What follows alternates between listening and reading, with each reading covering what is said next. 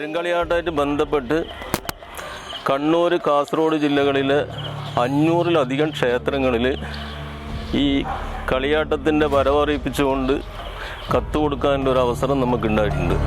1 മാസം നീണ്ടു നിൽക്കുന്ന ഏളത്താണ്. ആ ഏളത്തോടനുബന്ധിച്ച് ഈ കഴകത്തിൻ്റെ പരിധിയിൽ വരുന്ന ഉപക്ഷേത്രങ്ങളുടെ എല്ലാ വീടുകളിലും കയറി ഈ കളിയാട്ടം വരവറിയിക്കാനുള്ള ഒരു അവസരം നമുക്കുണ്ടായിട്ടുണ്ട്.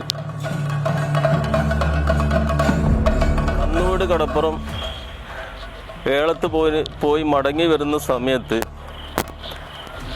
ചങ്ങാടത്തിൽ കയറി ഈ പുഴ ഇക്കരെ കടക്കുമ്പോൾ അതിശക്തമായ കാറ്റും അതുമാതിരി തന്നെ തിരമാലയിലും പെട്ട് ചങ്ങാടം നിയന്ത്രണം വിട്ട ഒരു സന്ദർഭം ഉണ്ടാവുകയും അമ്മയുടെ കടാക്ഷം കൊണ്ടും ആ ചങ്ങാടം നിയന്ത്രിച്ച ആളുടെ കടാക്ഷം കൊണ്ടും നമ്മൾ ഇക്കരെ ഭംഗിയായി എത്തുകയും ചെയ്ത ആ ഒരു സംഭവം നമുക്കൊരിക്കലും ജീവിതത്തിൽ മറക്കാൻ പറ്റാത്ത അനുഭവങ്ങളാണ്.